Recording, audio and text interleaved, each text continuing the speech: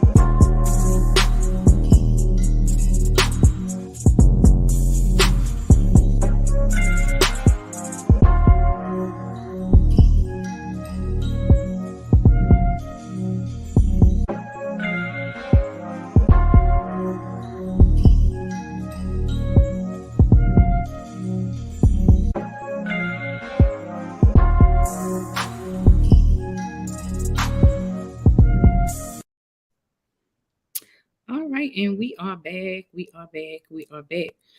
And my ring is off now. Um, so Fancy, how are you? I'm good. You? I'm well. How's things been going? You're just at the end of your college stuff. How's that going? It's it's been going good. So today I turned in. It wasn't my final project, but it was like one of the few grades that I had in that class. So, I'm really excited because I ended up getting an 86. It would have been a 96, but I had accepted a 10-point penalty deduction or whatever because I had to turn it in late. So, I'm just excited about getting so close to the end of things, and but it also means I got to really like buckle down on my studying and things along the lines of that. So just trying to get everything in order. Okay. How was your weekend? And my weekend was me working on that project because I actually had to write 70 articles and build an online newspaper. So, but I got it done and I now know how to build an online newspaper. So, yeah, I was about to say, isn't that what you do already? You have one of those, or well, it's a different type of website that we built, so it was new to me.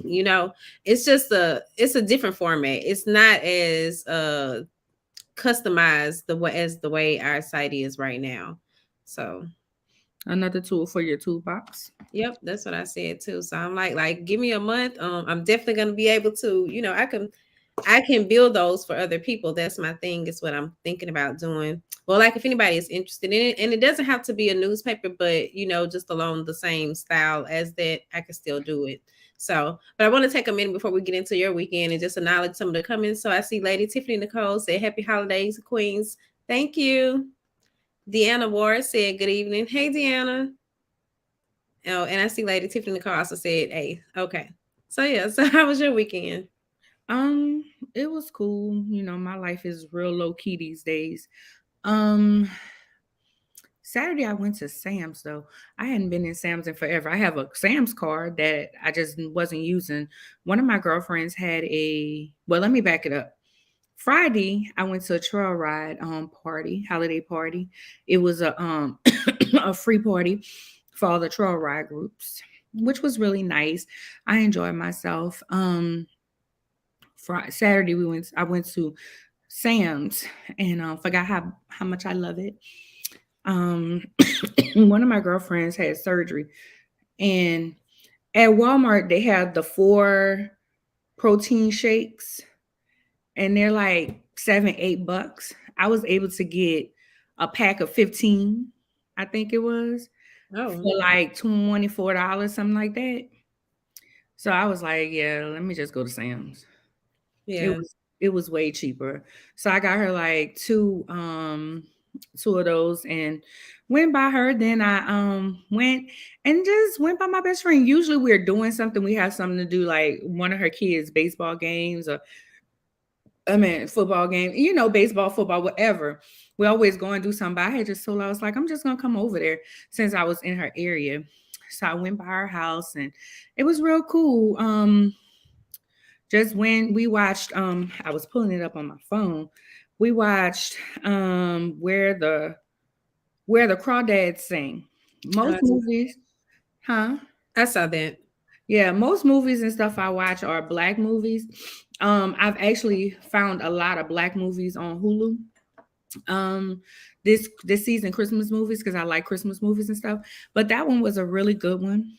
I really enjoyed it and everything. So I did that, and Sunday I felt good enough to clean out my car and stuff and just kind of chill out.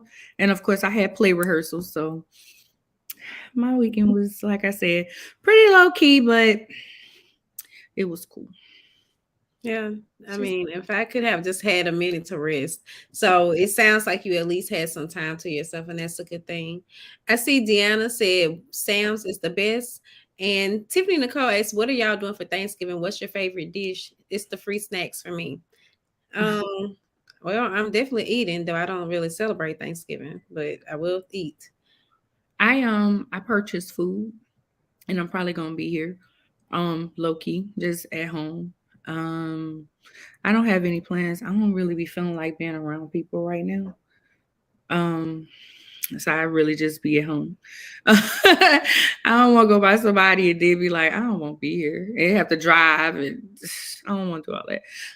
But I'm gonna probably just be here. I ordered some food. Matter of fact, after the broadcast, I'm going to pick up my food, some gumbo, some stuffed peppers, um, and some dressing and some turkey wings. So I'm gonna do that and just kind of hang out here, watch the football game, probably watch movies, sleep. It's my favorite thing these days. So. Yeah, I definitely intend to get some sleep and probably just watch some Netflix or something. Well, my one of my cousins invited us to her house, and I don't know. Most of my other family sound like they going, so I'm like I might go, I might not, because really I just want to rest. So Yeah, I was invited to someone's house too. So I was invited. I need them going to the football game, but I thought about even going there, go to the football game. I mean, I have no problem with being out. I'd be good. It's just getting the energy to want to go somewhere. I literally just want to be home. So, all right. Anything else? nope, not planning to the weekend. All right. Well, this caught my attention. This week we've been watching. Well, Chris Brown released the whole full routine that he would have done at the AMAs. He said that the AMAs canceled his performance and stated that no, they just canceled his performance. There was at first no reasoning behind it. The first reasoning that came out said that they did not want that an exec did not want an abuser to honor a child molester. The second thing came out and said that this happens all the time with live shows. Um, and yeah, pretty much that this happens with live shows. JD, Jermaine Dupri came out and was like, black music is in trouble because when they canceled Chris Brown, they canceled Michael Jackson Thriller tribute, 40-year tribute. So your take? I don't understand the black music is in trouble part, but maybe that's just me. I just don't get that part. But I was like, I mean, their reasoning was really like not a reason. It was just like it happened all the time. But to me, that wasn't like a real reason.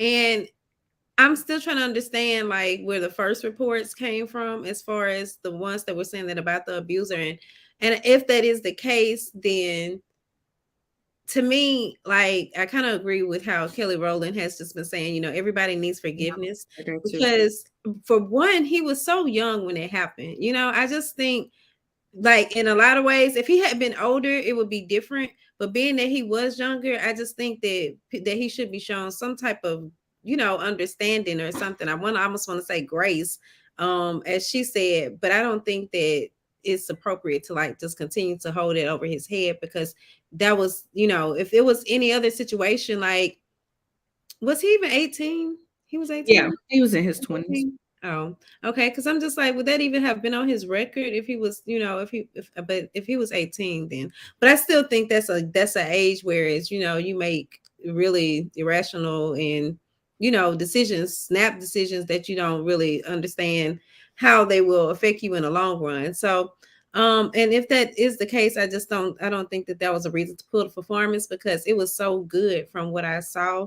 I'm not the biggest Michael Jackson fan, but if he has never actually been found guilty of anything, I don't understand. It's so many things, like, to me, this just still something that don't sit right with me. But I don't watch the AMAs anyway, so I mean, but the performance looked like it was really good, and there was this one chick that was right there in the front.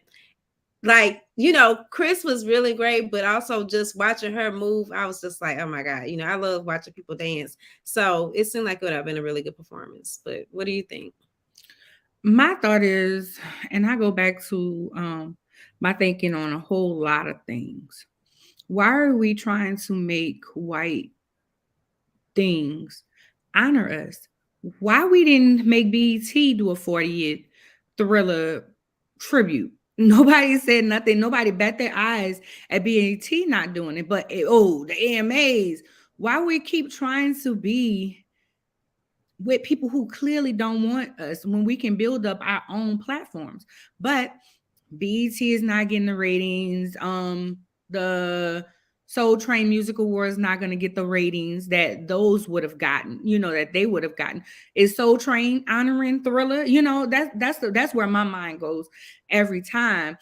And maybe it may not be correct thinking, but I keep feeling like we're trying to be put in position, and we're trying to bogart these places and we have our own. Like, it's not like we don't have our own. Like, back in the slavery times, and well, not even slavery, the separate but equal times, we didn't have some of the things. So we wanted to be equal on that. But in these cases, we have our own networks, we have our own things. Why we're not pushing our own people to do it? Like, why I didn't hear nothing about and I'm like you. I'm not a big Michael Jackson fan. I'm not a big Prince fan either. I can care less about both of them. Nothing, I'm not discounting their music and all of that, but it just does nothing. A couple of songs, yeah, but I'm not turning it on my phone. I'm not turning on no music. I'm not turning no music on or anything, just chilling. Excuse me, as some people would. But why are we still trying to push our ways? Push in, like the Grammys. Grammys so white. Okay, Grammys white. They're not giving you out the awards. They're not giving you the nominations. And you're getting upset. Now, I did see where someone said, I cannot remember who said this. They were like, when the Grammys would not air somebody's performance, and that was the year that Fresh Prince, that Will Smith and Jazzy Jeff was gonna get this award. Everybody boycotted it, like everybody black. So I can't think of who it was, but they were like, everybody should have boycotted the AMAs for that. But here's the thing: we don't stick together either. We don't stick together on, okay, we just all not gonna go. A lot of people wouldn't have did that. I don't feel. No, I don't think they would have either. And just to note some comments right quick, I see Tiffany Nicole said that part, but I think it's because his performance was iconic on the AMA of his Billie Jean performance, and he introduced the moonwalk on their platform. Oh, Okay, I didn't know that. She said BET Awards wasn't out 40 years ago, but I totally agree. We just need to do it. Well, I definitely agree with what you're saying. I didn't understand. I don't know. I think it just as I was listening to you, it made me think about how in school we were learning about just how important it was essentially like back in the day to be a crossover artist, so once you were accepted by the pop culture or the white audience. And so maybe that's why, and that's where, and of course music predates television, so maybe that's where that kind of comes from. But I think it's really crazy. I'm always thinking that we should be doing our own, but as someone with that works in media and just I feel like we honor a lot of people. We try to give flowers to a lot of people, and while it might seem appreciated, that is not the same type of appreciation if another more predominant outlet, especially one that's not like us, was given to them, then that's when you really see the, oh my God, I want to thank my mama, blah, blah, blah. And I'm Right. like, okay, so I don't know. I think I think that's something that has been instilled within us, but I don't, if especially for something like Thriller, that's something that's Black. I just don't see why you would even begin to think, oh, well, okay, I see what you're saying, Lady Tiffany Nicole, but I just still don't think that that's why you begin to think that, hey, people got to do this or that they're gonna do that, with the being the AMAs. But I don't know. Hey, Sharona. Hey, Sharona. I wouldn't. I don't watch the AMAs. I'm like you. I don't watch the AMAs. I do watch the BET Awards. I do watch Soul Train. I'm waiting for that one to come out. Soul Train Music Awards. I truly I get what you're saying, Lady Tiffany, and I get it, and that's a very good point. But I go back to the fact that we're trying to move in places now. If we're going to move in places, we have to do it together. We have to, because okay, the Grammys, they boycotted. Was it the Grammys or was the Oscars? Was it the Oscars with the Oscars Oscars so so white. white? Oscars so white. Um, and it was which girl, I can't think. I'm sorry. Where it was the Oscars where Will Smith smacked Chris Rock. Am I correct? I think it was. Yeah. Okay. So just to show you, they boycotted the Oscars that year. This year, the producer, not the producer, was Will Packer. Was it the producer? Like the showrunner Yeah. was Will Packer. That was a change. When we stick together, that can be a change. There's change when we start sticking together, but we have to stick together. If we don't stick together, it won't happen. And I get it. I get, we've heard of the Oscars for so many years. We've heard of the Grammys so many years. So yes, I want a Grammy because that's what I thought about when I was a little kid. But I love watching so many Black entertainers when they get like a BET award. They're like, I made it. I got a BET award. Or, I made it. I got the Soul Train Music Award. There's some that do, but I agree with you. They're less enthused.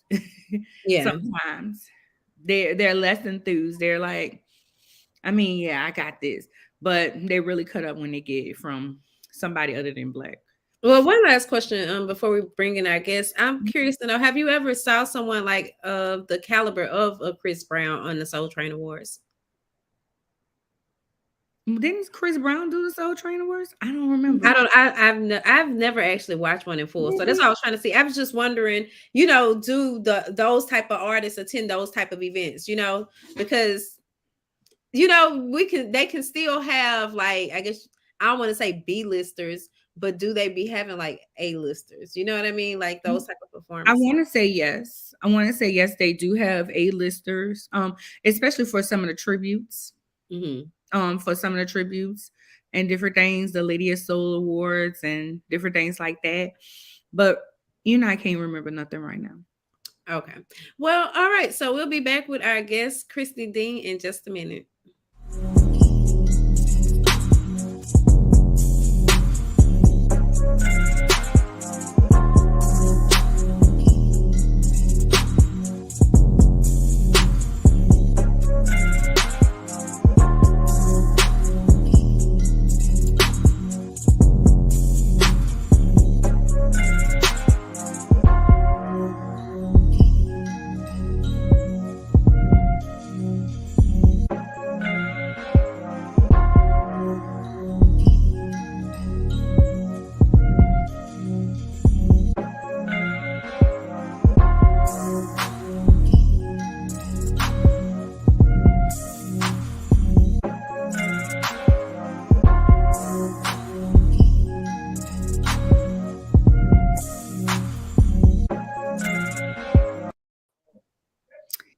You know what? You know, I went and looked it up. Chris Brown was on the Soul Train Awards on 2014. Oh, okay. And they said he hadn't performed on national television since 2015. No, 2017 at the So BET Awards. right. So yeah, they're there. And just to answer Lady Tiffany, it'll be on in a couple of weeks. If not this weekend, it's been on every year. All right. Just wanted to finish up there real quick because that was bothering me. I was like, let me see if they've been on. All right, you guys. Tonight we have the producer of How Many Frogs? I can't remember nothing, I swear. How many frogs do I have to F in order to find my prince? Please welcome Christy Dean to the broadcast. Christy, Yes. can you move over just a little bit? Let me get my camera right in the middle. Okay. Can Yes, you see ma'am. that now? Thank you. Thank you. Okay. So, Christy, tell our audience a little bit about yourself. Okay, so basically, I'm Christy Dean, actress. Okay, and this is my second play that I'm producing, and so I have had radio shows that Anya has been on, which has been for 3 years. It was called Real Talk with Christy Dean, talking about actors and writers, plays as well as their movies, but also we started talking about relationships, and that's kind of when Anya kind of joined us in that area.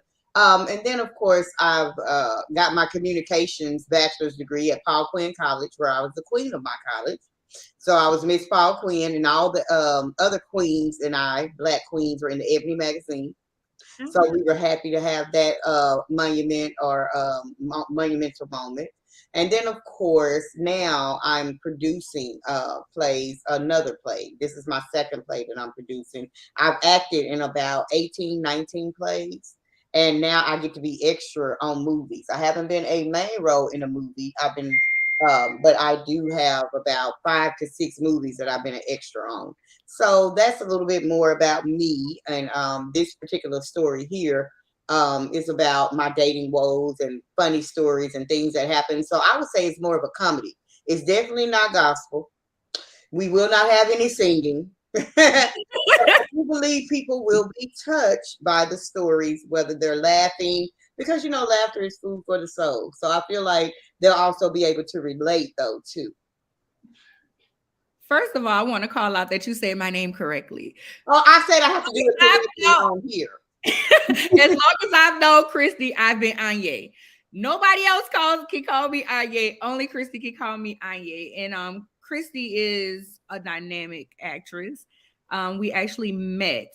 I always tell the story. We actually met at a audition, and Christy thought I was bougie. I mean, I can be a little bougie at times, but she thought I was bougie. And she did ask me to come on her show, and we've been really good friends since then. So when this came up, I was like, okay. And then when I seen the content, I was like, oh, okay, let's do this. I am playing a role of Carmen in the play. What I can say really quick about the play is it's all of us. You will find yourself in it. You'll find yourself somewhere in it. You'll be like, dang, I dated somebody like that. Dang, I did that, or something like that. You're gonna find yourself in it. And I absolutely love it. And I love how Christy is vulnerable and transparent to even share the stories. Because some people who've dealt with stuff like that, they probably wouldn't want to because they'll be embarrassed. But that's one thing I love about Christy. So, Christy, how did you get into acting? Okay, so I was mad at my family. Let me make that clear. Because they made me go to college. I did not originally want to go to college, but because I got to be an RA and have free room and board, then I got to be Miss Paul Quinn and have free room and board. I came out of college with a $2,500 loan. And that was only because of I forgot to go and do financial aid, which would have been grants my sophomore year. But my junior and senior year, I had free room, free board. And so everything else was paid for. And so I paid my $2,500 college loan off probably within the first 6 months out of school, and I'm done. I don't have all those debts that a lot of people talk about. So that's a blessing. So I was still mad at my family, though, because they made me go to college and I wanted to act. I would always tell people when I was a little girl, call me Christy Dean. That's my name. I was in elementary. Call me Christy Dean. My name is Christy Dean because I'm gonna be famous one day. Like I wanted people to call me Okay. by my first and last name. And so now to be known in Dallas, if you bring up Christy Dean, normally here in Dallas, I'm known for she tells the truth. You know, you ask Christy Dean, she'll tell you the truth. It also gets me in trouble because I tell the truth. Because like Anya said, I had somebody come up to me and said, the name of your play, you said it, I thought it, but we would never say it. We would never come out and say, how many frogs do I have to F to get a prince? She said, but we thought it. And so I'm the one that will reach outside of the box because in my first play, you can find on YouTube, Marrying for the Wrong Reasons. Of course, it's Christy Dean, Married for the Wrong Reasons. There is a man giving another man fellatio on stage because I wanted to point out the download that's killing our Black women with AIDS. And so we have a very great actress in there by the name of A.B. Warren who plays the wife that comes home to tell her husband, I'm pregnant. And when she comes home to tell him she's finally pregnant because she had her biological clock ticking and she was telling him the whole play, let's do this, let's have a baby. He had another man in the bed with him. And so when she discovered it was another man, she fainted. And then at the end of the play, she gave a long monologue out about how he had not only gave her AIDS, but the baby had AIDS. Okay. And I was like, because this is issues that we don't touch. So the issues that I touch in my plays, yes, it's rated R. And yes, you would be like, no kids allowed, but it's real life stories, and that's my thing. I want things to be real life. I want to touch stuff that people are uncomfortable, and we had a few people probably squirming in their seats, you know, because it's uncomfortable. But at the end of the day, it's the truth, and that's what I like to always touch. I've always liked to be a person that's truthful.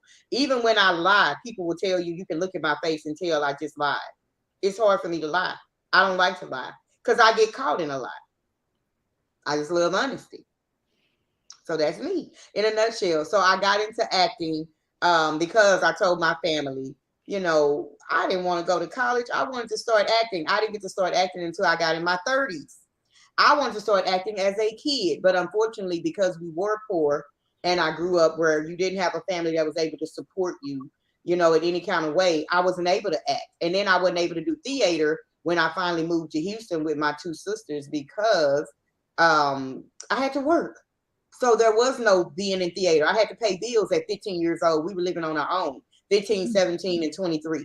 So we had our own apartment. We had to, you know, so it was like, when is acting coming for me? And I remember going to my first audition and I sucked. Like I tried to do this poem that I did to win Miss Paul Quinn, and I totally forgot the poem, couldn't remember. I remember walking out of there feeling horrible that I sucked.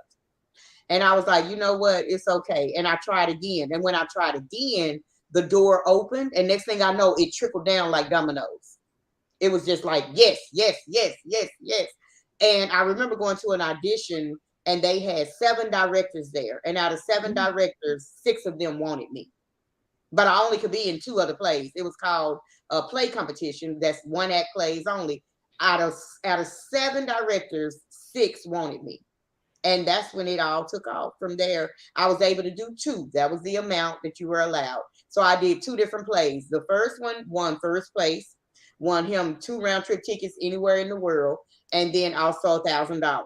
And then the second play that I was in that was competing won like best literary or something like that. So both plays that I was in won because of me being in them.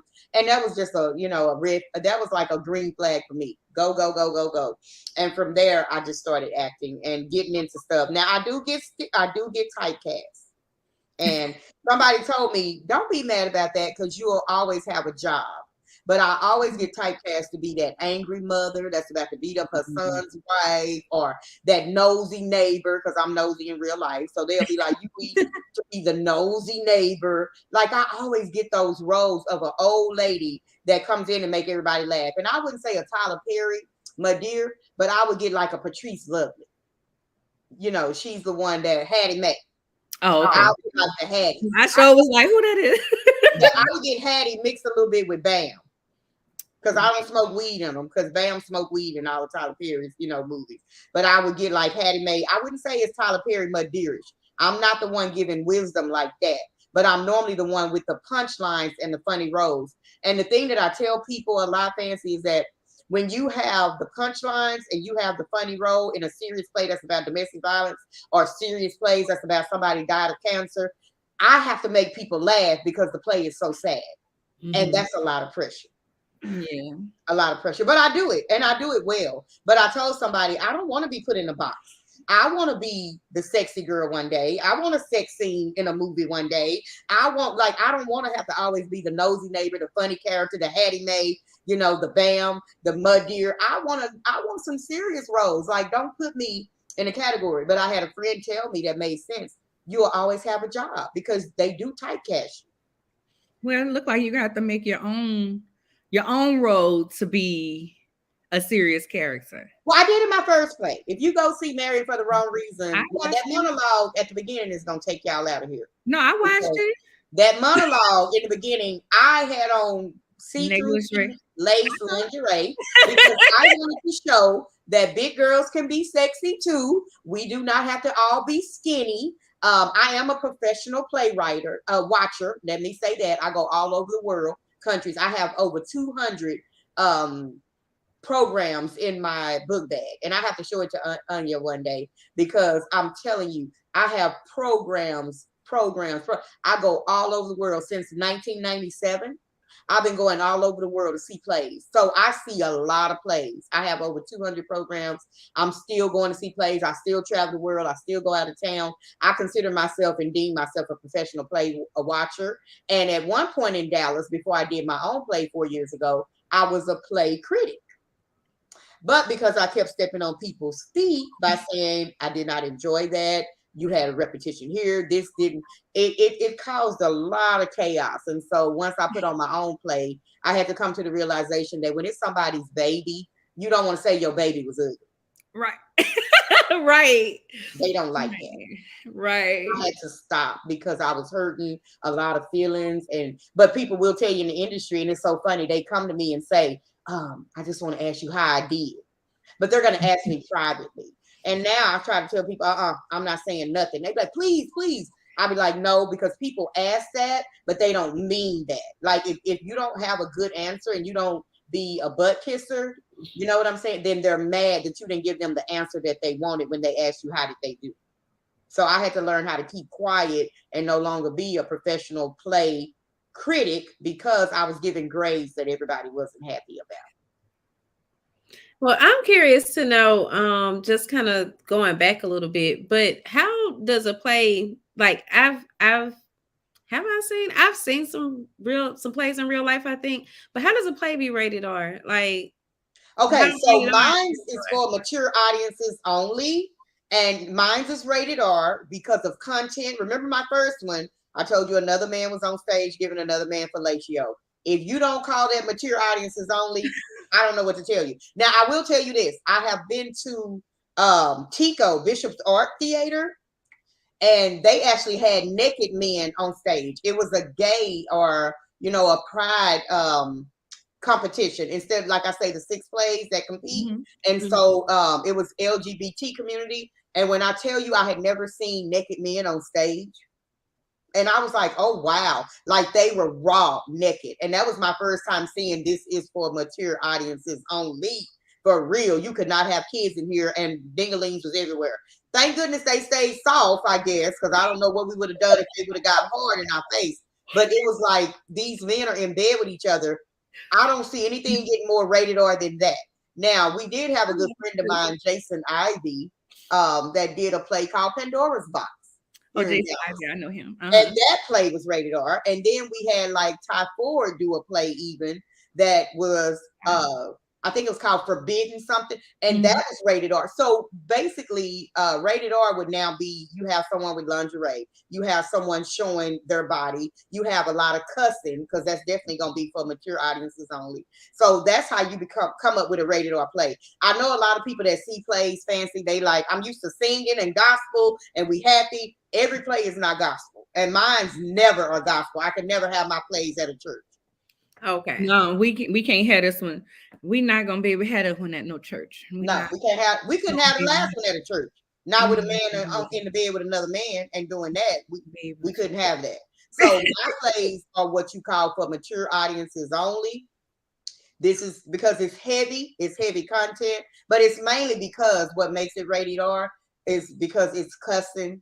It's just like if you were watching a movie and it says PG-13, under 13 really shouldn't watch it, or it says rated R and it says violence. It says, because I've been in rated R plays that may be domestic violence because somebody's getting beat and it's bloody. That's considered for mature audiences only as well. So when you say rated R, it goes across the board of being very uncomfortable subjects. Right. And I mean, nobody walks up and say that it's rated R. The producer has to come out and say it's rated R. Yeah. Because people will say to you, why didn't you make that a disclosure that this was for mature audiences only? Oh, okay. Gotcha. So how long does it normally take you to write a play now? Now, I don't write my own plays. I'm not a writer. I give my ideal and my story to a writer and they write. And they normally write within 2 to 3 weeks, 4 to 5 weeks. It takes them no time. I don't know the structure. I would have to go to school to learn how to write a play. I don't claim to be a play writer. I'm a play watcher and I'm an actress. But I've had so much happen in my life that I can tell a story and I can say, now write. And I give it to the writer and they create the story.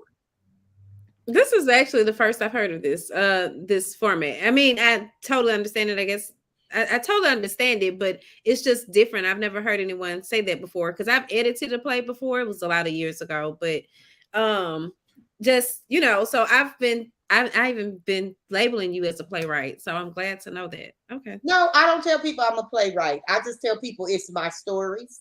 It's what's happened to me. It's what I see in life. And then I tell them, now write, here's what happened to me. I'll call, like with this particular play that we're doing now, How Many Frogs, I called her every time something would happen with a guy and be like, guess what happened on this day? Guess what happened with this? And erase that. Let's put this, because it became more and more interesting to me. So it was like, you know what? You're not going to believe what happened to me today. And it's like, add this in, take that out.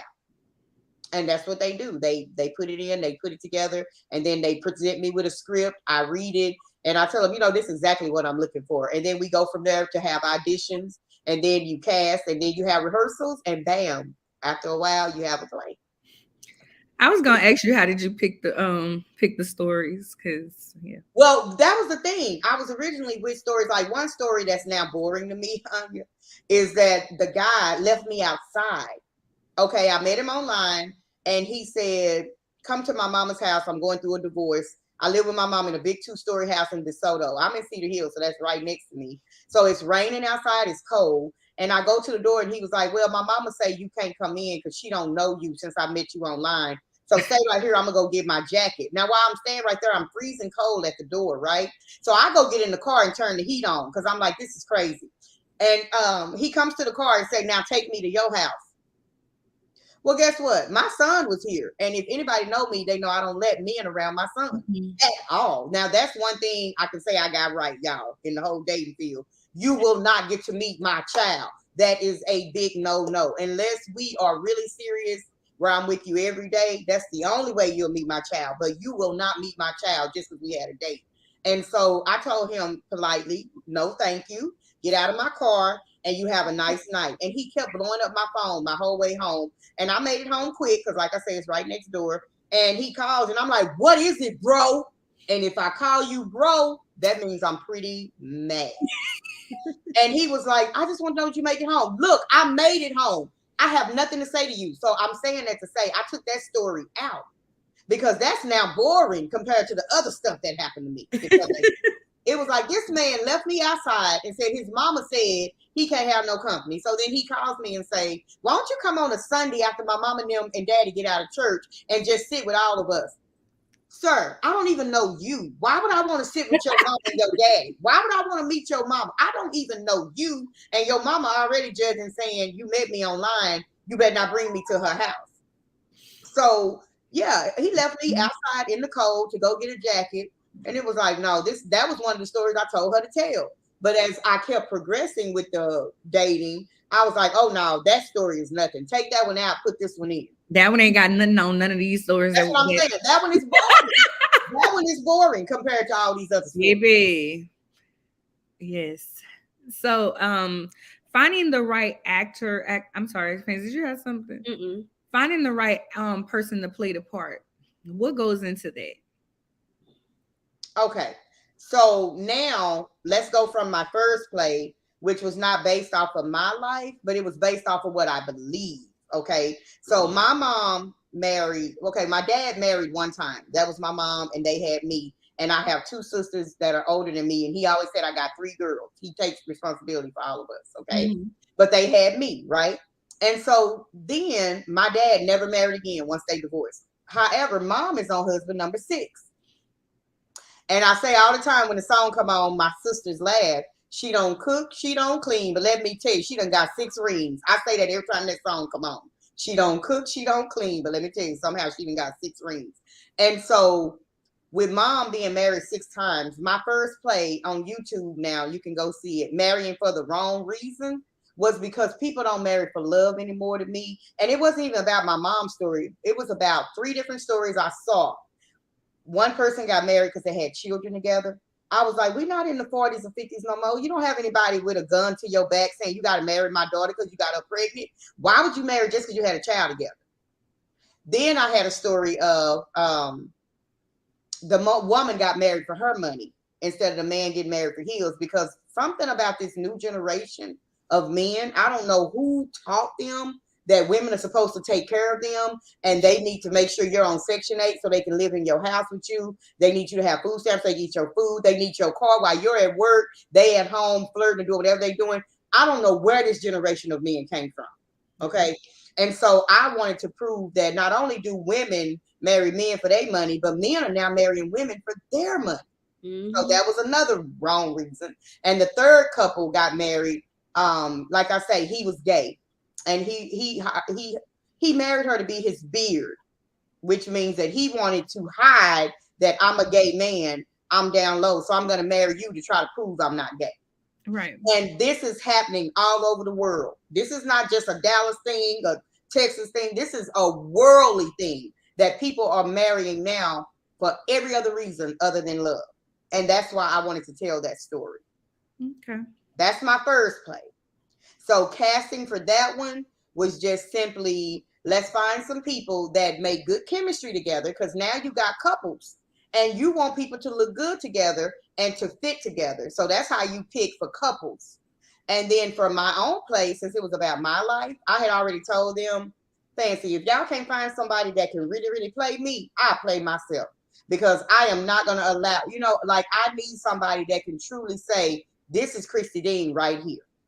You see what I'm saying? So this story here is more about my dating life, dating woes. And so I wanted to find full-figured women, first of all, let me say that, because I've been to auditions 5, 6 times and don't get picked from being a thicker, bigger girl, because they only pick skinny, because skinny is sexy, or they're vain and think that it's sexy. But my whole point is, why can't we, I'll open up avenues.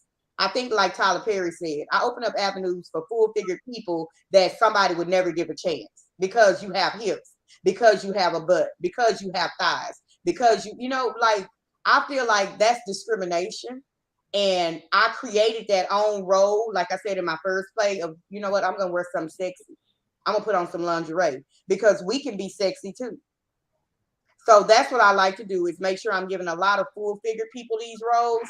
And that's not to discriminate against somebody skinny. We got skinny people in this one, but we got more full-figured than anything, because that's who I want to give a chance, because a lot of times full-figured women can really act, but they're overlooked. So I'm creating my own avenue of, this is who I want to hire. And for this new play, I just was like, you know what, who fits? And it's like, for the auditions, the perfect people came in. The perfect people came in. It's just kind of orchestrated. And it was like, you know what? I believe that God has a lot to do with who you pick. And so that would be my picking. Like, I really go into prayer. I'm really like, God, we want the right people in this. We want the right person for this. Anya has a wonderful role. I can't tell y'all what it is, but she went and actually looked up the vocabulary of some of the things she has to say. And that right there is what you want. You want somebody that's going to say, wait, I'm saying I did this. I don't know what this is. Let me go research this. So that's how you pick. You pick somebody that has a passion. You pick somebody, I feel, that really wants this. Because in the acting field, I tell people all the time, we will never get paid what we're worth.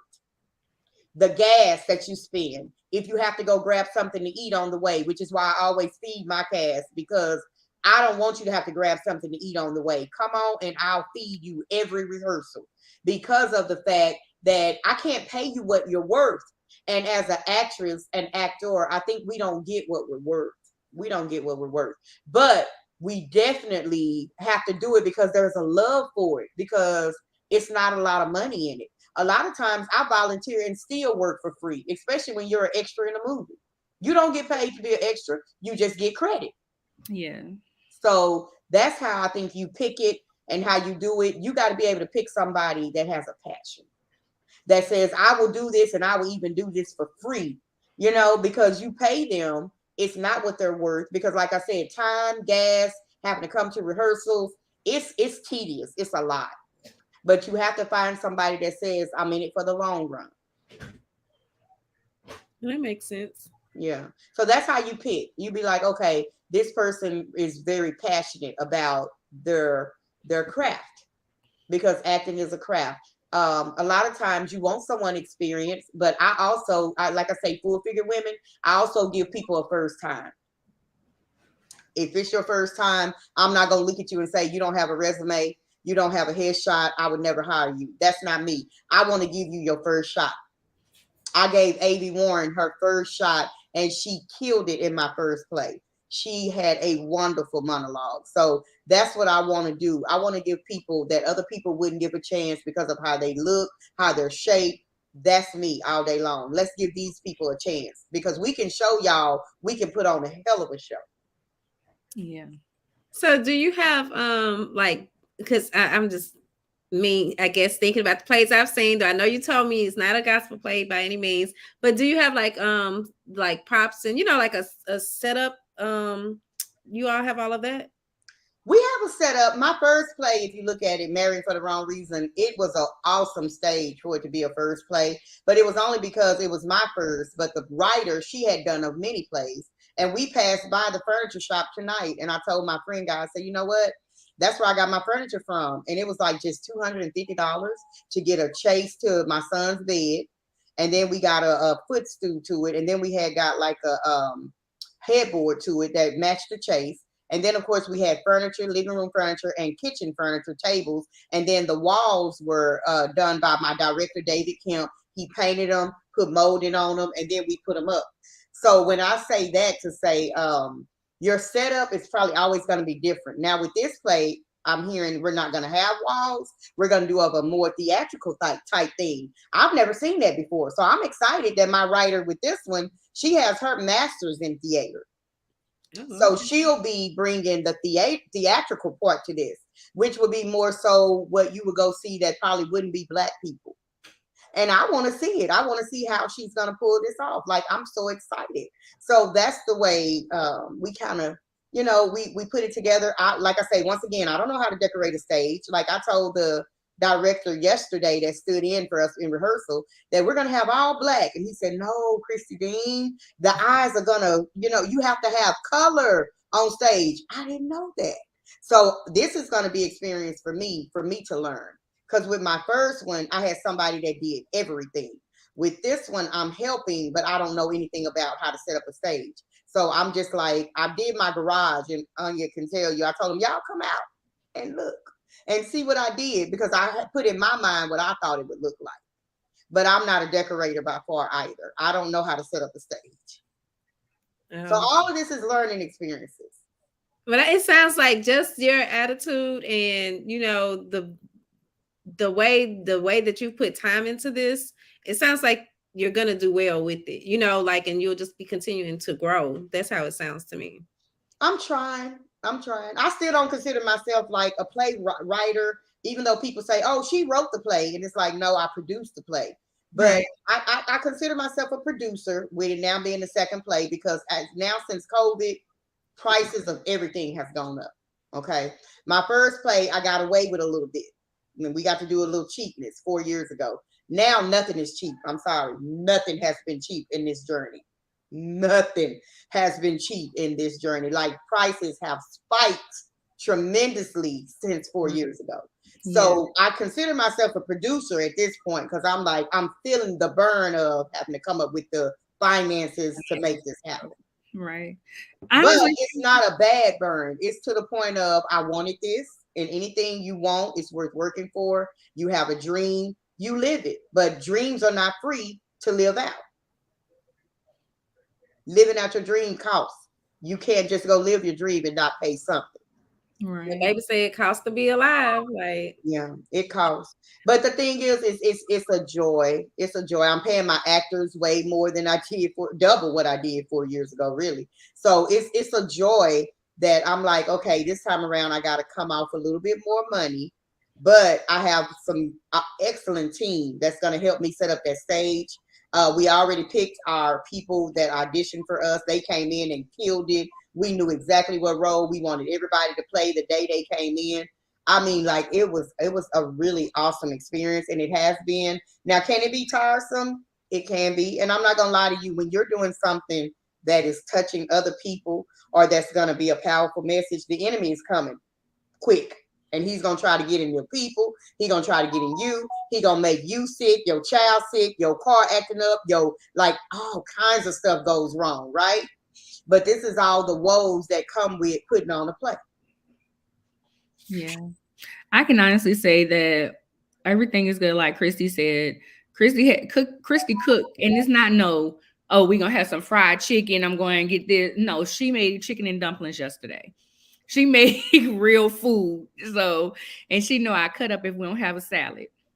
Matter of fact, I made something a salad. We had something, and she said, "Anya, that was not supposed to be a salad." I was like, "Well, I wanted a salad, and that's what it was."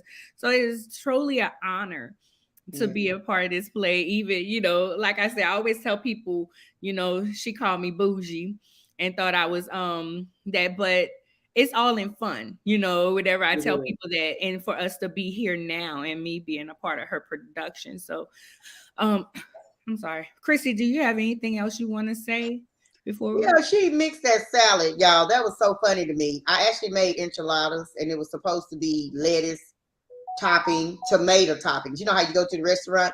I don't go get Mexican food without having lettuce and tomatoes, no matter what it is, whether it's quesadillas, burritos, enchiladas. I always say, can you bring me some lettuce, some tomatoes, and some sour cream and salsa? So she mixed the lettuce and tomatoes together, thinking I was going to make a salad. But since I was absent and at work that day, it was like, it's okay, but it wasn't a salad. It was just supposed to be lettuce and tomatoes.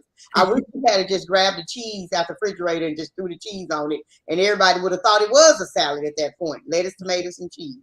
So yeah, but no, the only thing I can say is that maybe go and watch Marrying for the Wrong Reason, because it's Christy Dean, Marrying for the Wrong Reason. I would say definitely go and watch the first play. Get your tickets to the second play, because this one is a little bit more spicy, a little bit more dicey. Like it's a lot more to it. So this one is a lot more. This one is a lot more. So I definitely want people to come out, enjoy themselves, be ready for a laugh, be ready to probably be uncomfortable.